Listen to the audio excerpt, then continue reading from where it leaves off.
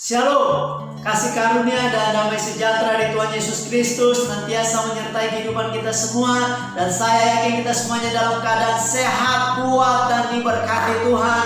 Dan hendaklah kita senantiasa berkatakan bahwa saya sehat, saya kuat, saya diberkati Tuhan. Ketika kita berkatakan hal yang demikian, maka akan jadi sesuai dengan perkataan iman saudara. Dan Tuhan semakin memberkati kehidupan kita semua. Haleluya, haleluya.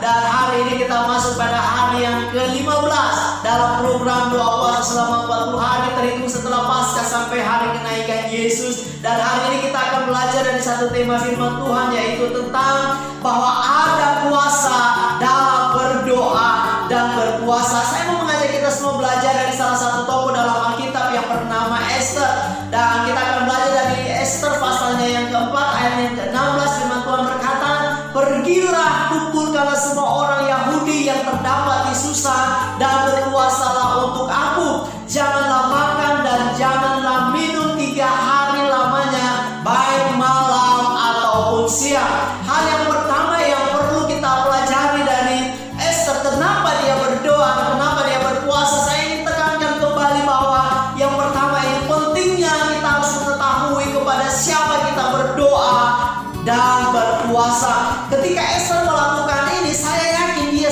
berdoa dan berpuasa kepada Allahnya, kepada Allah Israel. Kalau kita lihat di dalam pasal 2 ayat yang ke-10 dikatakan bahwa Esther tidak memberitahukan kebangsaannya dan asal usulnya karena itu dilarang oleh Mordekai. Saya yakin bahwa sekalipun mereka tidak memberitahukan asal usul mereka, dari mana mereka, bangsa apa mereka, tetapi mereka tetap mempertahankan iman mereka.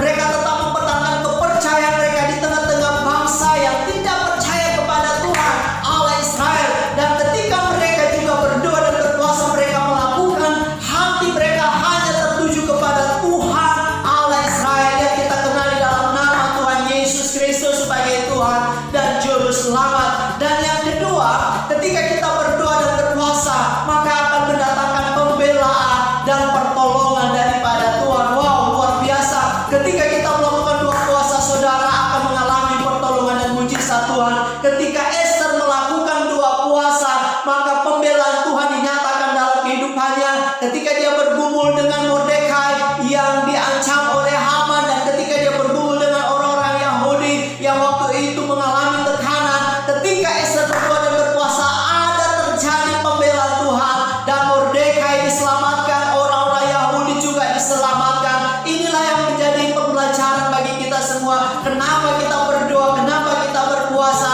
supaya terjadi pertolongan Tuhan dalam kehidupan kita.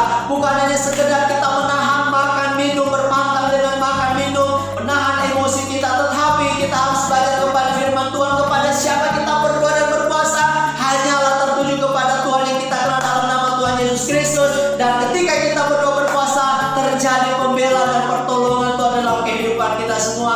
Yang menjadi pemberdoa syafaat kita pada hari yang ke-15 ini, kita terus berdoa supaya semakin banyak orang percaya Tuhan Yesus sebagai Tuhan dan Juru Selamat. Dan yang kedua, biarlah kita terus berdoa terjadi kesejahteraan, terjadi damai sejahtera bagi bangsa dan negara kita.